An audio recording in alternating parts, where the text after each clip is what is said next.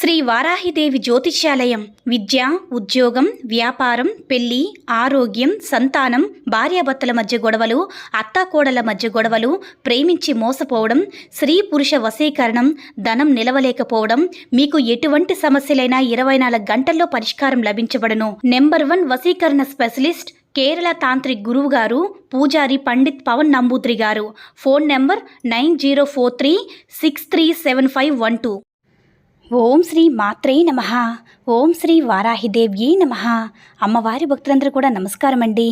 అమ్మవారి ఆశీర్వాదంతో, ఆ తల్లి చల్లని చూపుతో అందరూ కూడా సుఖంగా, సంతోషంగా, అష్టైశ్వర్య, ఆరోగ్య అభివృద్ధితో ఉండాలని మనస్ఫూర్తిగా కోరుకుంటూ ఈరోజు ఈ వీడియోని మొదలు పెడుతున్నాను. ఈరోజు వీడియో ఏంటంటే, రేపు శ్రావణ బుధవారం రోజు రాగి చెంబుతో రాత్రి 9 గంటలకి ఇలా చేస్తే చాలు, 1 గంటలోనే అద్భుతం చూస్తారు. ఇల్లంతా ధనంతో నిండిపోతుంది. రేపు శ్రావణ బుధవారం అంటే శ్రావణ మాసంలో వచ్చిన బుధవారము చాలా పవిత్రమైనది. వినాయకుడికి ఎంతో ఇష్టమైన రోజులో శ్రావణ బుధవారంలో గణపతిని పూజిస్తే చాలా మంచిది. వినాయకుడి ముందు కొబ్బరి నూనెతో దీపం పెడితే ఆటంకాలన్నీ కూడా తొలగిపోతాయి. ఈ బుధవారం రోజు రాగి చెంబుతో అంటే రాత్రి 9 గంటలకి ఇలా చేస్తే 1 గంటలోనే మీ జీవితం మారిపోతుంది. అద్భుతాలు జరుగుతాయి. ధన సమస్యలన్నీ కూడా పోతాయి. ఇల్లంతా ధనంతో నిండిపోతుంది. మీకున్న కష్టాలన్నీ కూడా తొలగిపోతాయి. రాత్రికి రాత్రే మీరు పట్టిందల్లా కూడా బంగారం అవుతుంది. మీ ఇల్లు బాగుపడుతుంది. మీ ఇంట్లో మనుషులు కూడా చక్కగా ఆనందంగా ఉండగలుగుతారు. బుధవారం రోజు రాత్రి 9 గంటలకి ఈ పరిహారం చేసుకోవాలి. కొంతమంది ఏ పని చేసినా కలిసి రాదు. ఏ పని చేసినా విఫలమవుతూ ఉంటారు. ఎటువంటి ఫలితం కూడా రాదు. చేతిలో ధనం లేక ఎంతో ఇబ్బంది పడిపోతూ ఉంటారు. అసలు ఏం చేసినా సరే కాలం కలిసి రాదు. నెక్కిన దరిద్రం ఉన్నట్టుగా ఏ పని చేసినా రూపాయి కూడా కలిసి రాదు. పరిహారాలు చేసినా కూడా ఫలితాలు రావు. ఇలా ఎందుకు జరుగుతుందంటే, మన పెద్దలు చేసిన తప్పులు, శాపాల వల్ల, లేదంటే ఎవరైనా ఆడవాళ్ళు మీకు శాపనార్థాలు పెట్టినప్పుడు, ఇలా మన పెద్దల మీద, మన మీద పెట్టిన శాపనార్థాల వల్ల తీరిన సమస్యలు వస్తూ ఉంటాయి. ఇటువంటి శాపనార్థాలు అంత సులభంగా పోవు. అందుకే మన పెద్దలు అంటూ ఉంటారు, ఎవ్వరికీ హాని తలపెట్టవద్దని చెప్తూ ఉంటారు. ఎప్పుడు కూడా మనం ఒకరు ఉసురు పోసుకోకూడదని, ఇలా మన మీద, మన కుటుంబం మీద శాపాలు ఉంటే ఏ పని చేసినా కలిసి రాదని, ఏ పనిలో కూడా విజయం రాదని, ఎప్పుడు సమస్యలతో, ఆరోగ్య సమస్యలతో సతమతమవుతూ ఉంటారని, ధన సమస్యలతో మనశ్శాంతి లేకుండా దిగులుగా ఉంటారని చెప్తూ ఉంటారు. అయితే మీకు ఎలాంటి సమస్యలు ఉన్నా సరే ఈ శ్రావణ బుధవారం రోజు రాత్రి రాగి చెంబుతో ఈ చిన్న పరిహారం చేయండి చాలు. 60 నిమిషాల్లో ఫలితం తప్పకుండా వస్తుందని మన పండితులు కూడా చెప్తున్నారు. మరి బుధవారం రోజు రాగి చెంబుతో ఏం చేయాలనే విషయాన్ని ఇప్పుడు మనం ఈ వీడియోలో వివరంగా తెలుసుకుందాము. అంతకన్నా ముందు వాల్మీకి రామాయణంలో శ్రీరాముడి కథ రాయకముందు దశరథ జీవితంలో సంబంధించిన విచిత్ర విషాద సంఘటన మునికుమార వృత్తాంతం తెలుసుకుందాము. అనగా ఎప్పుడూ రామాయణ కాలంలో అడవిలో మునిదంపతులు ఒకరు నివసిస్తూ ఉండేవారు. వయసు మీద పడుతున్నా వాళ్ళకి సంతానం మాత్రం కలగలేదు. ఇద్దరు చాలా తపస్సు చేశాక చివరికి వాళ్ళ కోరిక ఫలించింది. వాళ్ళకి ఒక చక్కని కొడుకు పుట్టాడు. అతనికి శ్రవణుడు అని పేరు పెట్టారు. వాళ్ళకి లేక పుట్టిన కొడుకు కదా, అందుకే వాడిని అల్లారు ముద్దుగా పెంచారు.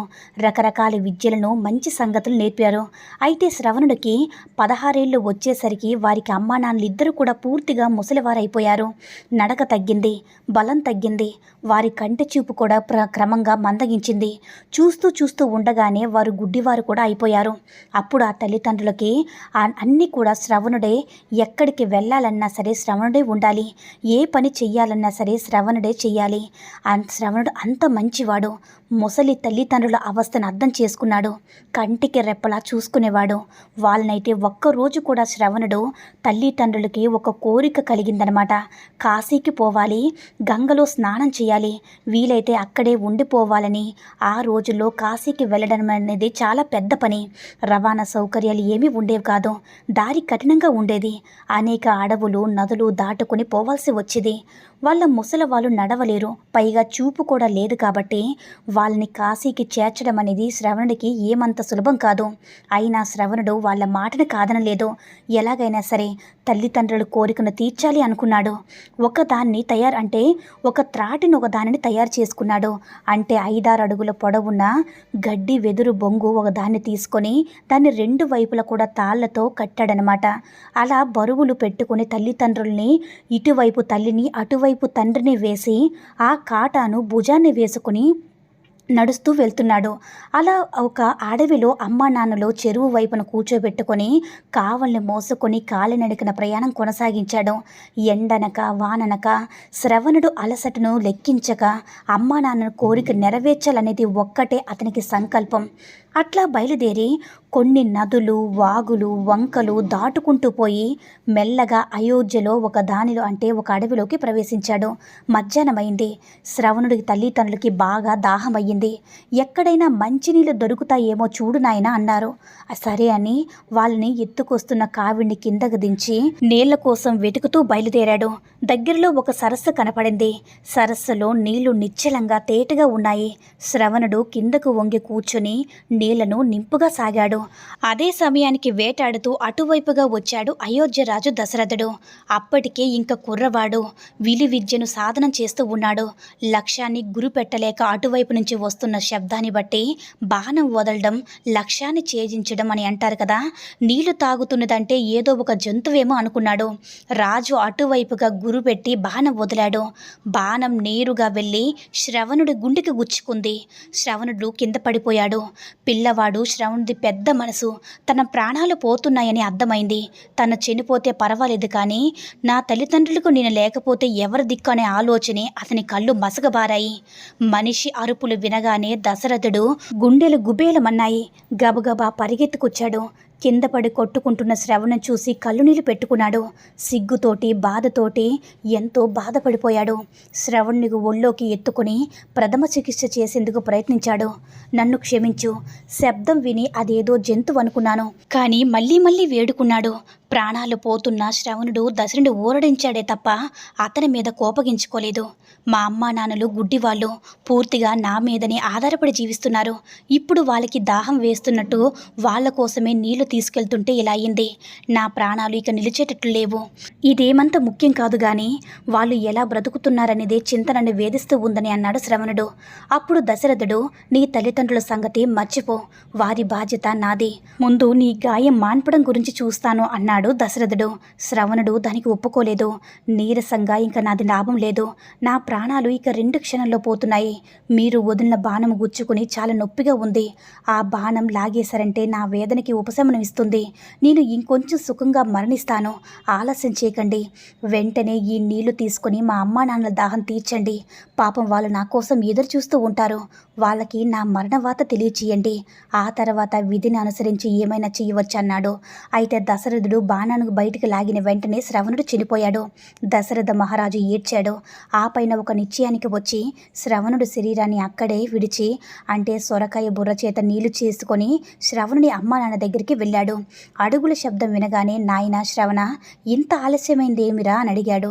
అప్పుడు శ్రవణుడు తల్లి, ఇవి శ్రవణుడి అడుగులు కాదు, ఎవరు నువ్వు అని అడిగింది. శ్రవణుడి తల్లి అడుగులు బట్టే అపరిచితులను గుర్తుపడుతూ అప్పుడు దశరథుడు, నమస్కారం తల్లి, నా పేరు దశరథుడు. మీకీ నీళ్లు ఇమ్మని పంపారు మీ అబ్బాయి. మా అబ్బాయి ఏమైంది, వాడిందుకు రాలేదని అడిగింది తల్లి అనుమానంగా. దశరథుడు మారు చెప్పకుండా, నేను నీళ్లను అందించిపోయి వాళ్ళు దానికి అందుకోలేదు. మా వాడు రావాలి, వాడికి ఏదో అయ్యింది, లేకపోతే ఇంతసేపు మమ్మల్ని విడిచి ఏనాడూ పోలేదు అన్నాడు. నిజం చెప్పు, నువ్వే ఏదో చేశావు, వాణ్ణి కాదు ఏం చేస్తున్నావో చెప్పని కోపంతో ఊగిపోయాడు శ్రవణుడు.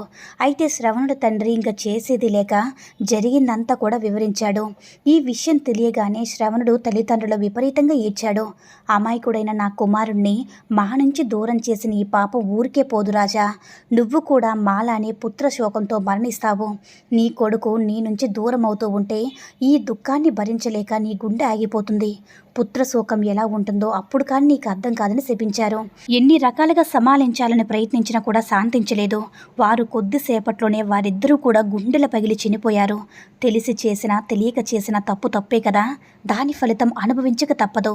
తన తప్పును గుర్తించిన దశరథుడు శ్రవణుని అతని తల్లిదండ్రులు విధిపూర్వకంగా దాన సంస్కారాలు నిర్వహించి బరువెక్కిన హృదయంతో రాజధానికి చేరుకున్నాడు.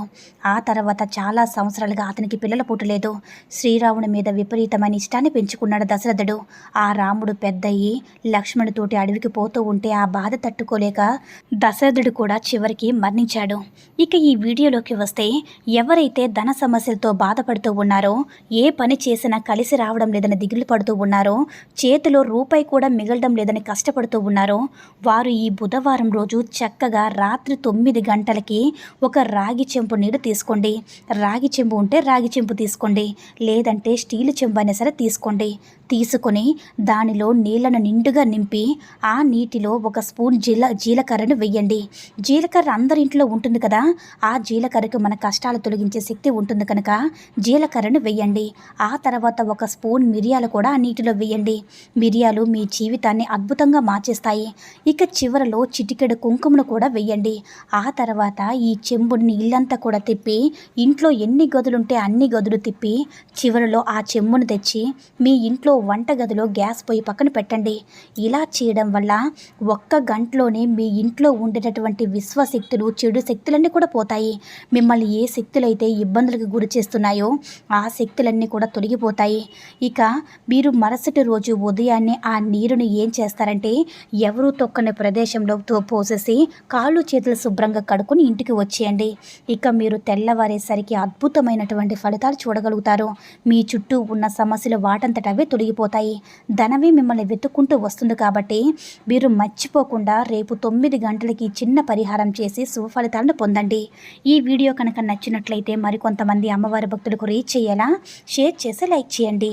అలాగే మన ఛానల్ ఎవరైనా మొదటిసారిగా చూస్తున్నట్లయితే తప్పకుండా సబ్స్క్రైబ్ చేసుకుని మాకు కొంచెం సపోర్ట్ చేయండి. సర్వే జన సుఖినో భవంతు. ఓం శ్రీ మాత్రే నమః. ఓం శ్రీ వారాహిదేవ్యే నమః.